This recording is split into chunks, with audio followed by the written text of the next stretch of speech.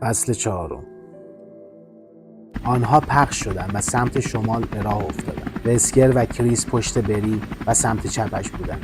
جیل و جوزف سمت راست. درست روبرویشان ردیف نامتراکمی از درخت‌ها بود و با آهسته تر شدن پره‌های هلیکوپتر تیم آلفا، جیل توانست بوی بنزین در حال سوختن را حس کند و تکه‌های دودی که در میان شاخ و برگ‌ها می‌پیچید را ببیند. آنها به سرعت در منطقه جنگلی حرکت می‌کردند. پشت شاخه‌های سوزنی شکل دیدشان اصلاً خوب نبود. بوی سوخت که با هر قدم شدیدتر میشد، بوی کاج‌ها و خاک‌ها را در خود فرو می‌برد. جیل در نور کمی که به سمتشان می‌آمد، جلوتر محوطه باز دیگری که با علف‌های تیز و بلند پوشیده شده بودند را دید. دیدمش، اون جلوه. با فریاد بری، تپش قلب جیل تندتر شد. همه آنها شروع به دویدن کردند. عجله داشتند تا به بری برسند. او از درخت‌ها رد شد. جوزف هم کنارش بود. بری همین حالا هم کنار هلیکوپتر سقوط کرده بود. کریس و وسکر درست پشت سرشان بودند. دود هنوز از لاشه خاموش هلیکوپتر بلند میشد، اما داشت نازک‌تر میشد. اگر آتشی هم شروع شده تا الان دیگه از بین رفته. او و جوزف به دیگران رسیدند و خیره در جایشان متوقف شدند. همه در حال بررسی صحنه بودند و چیزی نمیگفتند. بدنه دراز و عریض هلیکوپتر سالم بود. هیچ خط و خراشی رویش نیفتاده بود. ریل فرود سمت چپ انگار خم شده بود، اما به جز آن و دود موتور که کمتر و کمتر میشد، به نظر نمی آمد مشکل دیگری باشد. دریچه‌ها باز مانده بودند. نور چراغ قوه جیبی وسکر نشان میداد که کابین آسیب ندیده. آنطور که جیل میدید تجهیزات تیم براوو هنوز آن داخل بودند. پس اونا کجان؟ خیلی بی‌معنی بود. از آخرین پیامشان تقریباً 15 دقیقه گذشته بود. اگر کسی زخمی شده بود همینجا میموند و اگر می‌خواستن برن چرا وسایلشون رو نبردن؟ وسکر چراغ قوه را به جوزف داد و با سر به اتاق خلبان اشاره کرد. یه نگاهی اونجا بنداز. بقیه پخش بشید و دنبال سرنخ بگردید. پوکه، علائم درگیری، هر چیزی پیدا کردید به من بگید. مراقب و آماده باشید. جیل بهت زده لحظه‌ای خیره به هلیکوپتر در حال دود کردن نگاه می‌کرد. انریکو چیزی در مورد یه مشکل گفته بود. خب بذار ببینم، تیم براوو نشسته بودن، بعد چی؟ چه چیزی باعث شده بود بهترین شانسشون برای پیدا شدن رو ول کنن و سلاح‌ها و وسایل اضطراریشون رو جا بذارن؟ جیل 2 جلیقه ضد گلوله که نزدیک دریچه افتاده بود را دید و سرش را به دو طرف تکان داد. این را به لیست کارهای به نظر غیر منطقی اضافه کرد. جوزف از اتاق خلبان بیرون آمد و جیل برگشت تا به جستجو ملحق شود. ظاهرش به اندازه خودش گیج به نظر می‌رسید. منتظر شد تا ببیند جوزف چی برای گفتن داره. او چراغ قوه را به وسکر پس داد و با نگرانی شانه بالا انداخت. نمیدونم چه اتفاقی افتاده. ریل خم شده نشون میده که به زور فرود اومدن. اما به جز سیستم الکتریکی همه چیز به نظر سالمه. وسکر آهی کشید، بعد صدایش را بالا برد تا دیگران هم بشنوند. پخش بشید با 3 متر فاصله. جلوتر که میریم فاصله رو بیشتر کنید. جیل رفت تا بین کریس و بری قرار بگیرد. هر دو مرد همانطور که آرام به سمت شمال و شمال شرقی هلیکوپتر حرکت می‌کردند، زمین زیر پایشان را می‌گشتند. وسکر وارد کابین شد.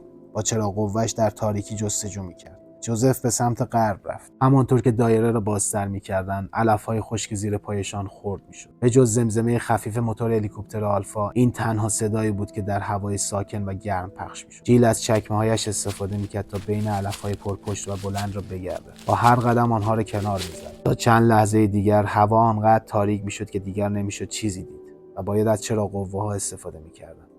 تیم براوو چراغ قوه‌های خودشان را جا گذاشته بودند. جیل ناگهان متوقف شد. داشت گوش میداد. صدای خشخش خفیف قدم‌های دیگران و وزوز هلیکوپترشان از دور. همین.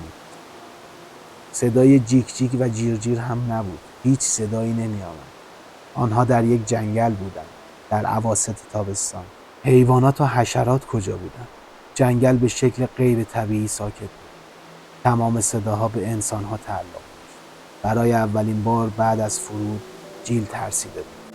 او می‌خواست دیگران را صدا بزند که جوزف از جایی پشت سرشان فریاد زد. صدایش تیز و شکننده بود. آهای بیاید اینجا! جیل چرخید و شروع به دویدن کرد. کریس و بری را دید که همین کارو می‌کردند. وسکر هنوز نزدیک هلیکوپتر بود و با فریاد جوزف اسلحه‌اش را کشید. همانطور که می‌دوید آن را بالا گرفته بود.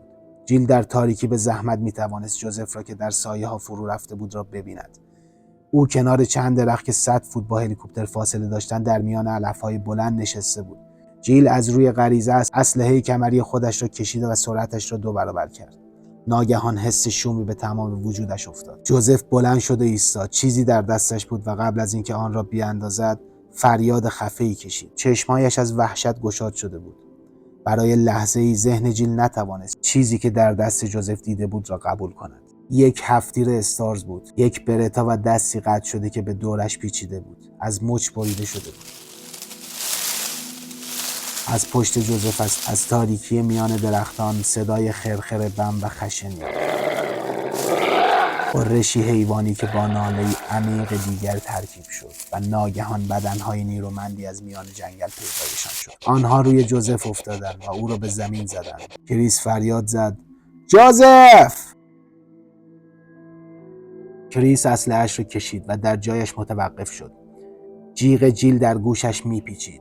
داشت سعی میکرد حیوانات وحشی که به جوزف حمله کرده بودند را نشانه بگیرد. چرا قوه وسکر نور خفیف و رقصانی را روی حیوانات خشمگین میانداخت و کابوسی را به تصویر میکشید. بدن جوزف زیر 3 حیوانی که او را پاره پوره میکردند دفن شده بود.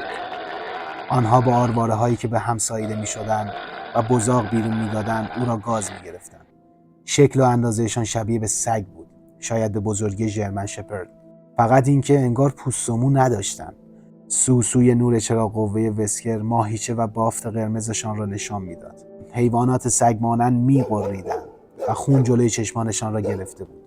جوزف در حالی که با ضعف سعی می‌کرد به مهاجمان وحشی ضربه بزند، فریادی از روی درد کشید. صدایی نامفهوم و خفه. خون از زخمایش جاری بود. آن فریاد صدای مردی در حال مرگ بود. وقتی برای تلف کردن نمانده بود. کریس نشانه گرفت و شلیک کرد. 3 گلوله به بدن یکی از سگ‌ها نشست. گلوله 4م کمی بیش از حد بالا رفت. ناله‌ای واق مانند آمد و حیوان به زمین افتاد. پهلوهایش بالا و پایین می‌رفتند. 2 حیوان دیگر به حمله خود ادامه دادند و توجهی به غرش گلوله‌ها نداشتند. در همان حال که کریس با وحشت نگاه می‌کرد، یکی از سگ‌های گرسنه جهنمی به جلو پرید و گلوی جوزف را پاره کرد. رگ‌های خون‌آلود و سطح صیقلی استخوان‌ها نمایان شده بودند. اعضای استارز شروع به شلیک کردند. بارانی از گلوله به سمت قاتلان جوزف فرستاد و لکه‌های قرمز به هوا می‌پاشیدند. موجودات سگی با اینکه گلوله‌ها بدن عجیبشان را سوراخ می‌کردند، هنوز سعی داشتند به بدن در حال تشنج جوزف حمله ببرند. آنها برای آخرین بار پارسای ناهنجاری را از روی درد سر دادند. افتادن و دیگر بلند نشدند. شلیک نکنید! کریس انگشتش را از روی ماشه برداشت، اما تفنگش را به سمت بدن حیوانات نگه داشته بود. اگر هر کدام کوچکترین حرکتی میکرد آن را میپکاند. 2 تایشان هنوز نفس میکشیدند، لهله میزدند و آرام میغریدند. 3می بیجان در کنار جسد قطع عضو شده جوزف افتاده بود. اونا باید مرده باشن. با اولین گلوله‌ها باید زمین میافتادن. اینا دیگه چی هن؟ وسکر قدمی به سمت منظره خونین روبرویشان برداشت و بعد دور و برشان زوزه های بلند و طنین انداز هوای گرم شب را پر کرد. صدای گوشخراش حیوانات شکارچی خشمگین از همه طرف به سمت استارز می آمد. وسکر فریاد زد: برگردید به هلیکوپتر، زود باشید. کریس شروع به دویدن کرد. بری و جیل جلویش بودند و وسکر مراقب پشت سر بود. 4 نفری در میان درختان تاریک می‌دویدند. شاخه هایی که نمیدیدن به صورتشان سیلی میزد و زوزه هایی که داشتن بلندتر و مصرتر میشدن. وسکر چرخید و بدون دید شروع به شلیک در میان درختان کرد. آنها تلو تلو خوران به سمت هلیکوپتر میرفت. پره‌های آن همین حالا هم در حال چرخیدن. آرامش وجود کریس را در بر گرفت. برد حتما صدای شلیک‌ها را شنیده. اونا هنوز شانس داشتن. کریس حالا میتوانست صدای جانوران پشت سرشان را بشنود. آنها بدنهای عضلانی و باریکشان را به سرعت از میان درختان رد می‌کردند. همچنین میتوانست صورت رنگ پریده و هراسان برد را پشت شیشه جلوی هلیکوپتر ببیند. نور چراغ‌های روی صفحه کنترل رنگ سبزی به صورت ترسانش داده بود. او داشت چیزی را با فریاد میگفت، اما غرش موتور همه چیز را در خود فرو برده بود. باد فضا را مانند دریایی طوفانی کرده بود. 50 فوت مانده بود. تقریبا رسیده بودند. ناگهان هلیکوپتر به هوا بلند و فوراً سرعت گرفت. کریس در لحظه آخر صورت برد و وحشت غیرقابل وصفی که در آن بود را دید. ترسی مهار نشدنی باعث شده بود او به فرمانها چنگ بیاندازد. کریس فریاد زد: نه نرو! اما ریل‌های معلق همین حالا هم دور از دسترس بود. هلیکوپتر به جلو خم شد و در تاریکی از آنها دور شد. آنها محکوم به مرگ بودند. لعنت بهت ویکرز! وسکر چرخید و دوباره شلیک کرد. حاصلش ناله دردناک یکی از تعقیب کننده ها بود. حداقل 4 جانور پشت سرشان بودند و به سرعت داشتن به آنها نزدیک می شدند. او فریاد زد: ادامه بدید!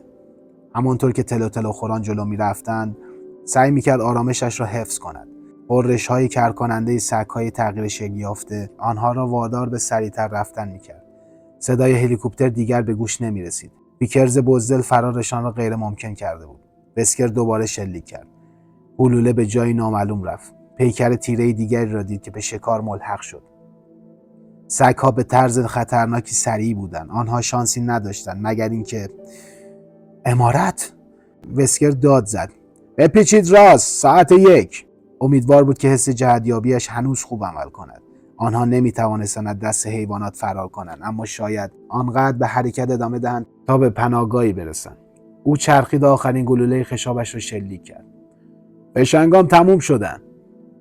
او خشاب خالی را بیرون کشید و به دنبال یکی دیگر که در کمربندش جا داده بود گشت. کریس و بری هر دو به حالت تدافعی درآمدند و به دسته سگ‌های پشت سرشان شلیک کردند. اسکر خشاب جدید را جا زد. آنها به انتهای علف‌های بلند رسیدند و وارد یک درختزار تاریک دیگر شدند. به زحمت راه خود را در میان درختان پیدا می‌کردند. سگ‌های قاتل همچنان جلو می آمدند و زمین ناهموار تعادل آنها را برهم می‌زد. وسکر که نفس کم آورده بود، بوی گند گوشت فاسد حیوانی که نزدیک شده بود را حس کرد و به طور عجیبی موفق شد سریعتر بدود. باید تا الان رسیده باشیم. اون احتمالاً. در میان سایه‌های باریک درختان کریس امارت را دید. ساختمانی بلند و عجیب و غریب که با نور ماه بر فرازش روشن شده بود. اونجا، برید به سمت اون خونه. از بیرون به نظر خالی می آمد. چوب‌های قدیمی و نمای سنگی عمارت بزرگ تاریک و تکه تکه بودند. شمشادهای بلند و تیره دورش اندازه واقعی ساختمان را پنهان کرده بود. آنها ساختمان را از جنگل جدا می کردند. درهای دولنگه یک ایوان بیرونی عظیم روبرویشان مشخص بود. تنها شانسشان برای فرار. وسکر درست پشت سرشان صدای به هم خوردن فک‌های قدرتمندی را شنید و شلیک کرد. همانطور که به سمت جلوی عمارت می‌دوید به طور حسی ماشه را کشید. صدای ناله قلقل مانند آمد و جانور عقب افتاد. زوزه‌های برادرانش حالا بلندتر از همیشه بود. هیجان تعقیب آنها را ملتهب کرده بود. جیل اول به درها رسید. با شانه به چوب سفت کوبید و دستگیره را گرفت. در کمال تعجب آنها باز شدند. نوری روی پله‌های ایوان افتاد و راهشان را روشن کرد. جیل برگشت و شروع به شلیک کرد و از 3 مرد خسته‌ای که در تاریکی به سمت در می‌دویدند پشتیبانی کرد. آنها به داخل عمارت چپیدند. جیل آخر از همه به داخل پرید. بری با هیکل بزرگش به در تکیه داد و آن را روی قرش حیوانات بست. او در همان حالت پخش زمین شد. صورتش سرخ و عرق کرده بود. کریس قفل فولادی در ورودی را پیدا کرد و آن را چفت کرد. آنها نجات پیدا کرده بودند. بیرون سگ‌ها زوزه می‌کشیدند و بیفایده به درهای ضخیم پنجه می‌کشیدند. وسکر نفس عمیقی از هوای ساکن و خنک درون اتاق کشید و آن را با فشار بیرون داد. همانطور که از قبل می‌دانست خانه اسپنسر خالی نبود. حالا که اینجا بودند تمام نقشه‌هایی که به دقت کشیده بود هیچ فایده‌ای نداشتند. وسکر یک بار دیگر در سکوت به براد ویکرز لعنت فرستاد و به این فکر کرد که این داخل امتر است یا بیرون.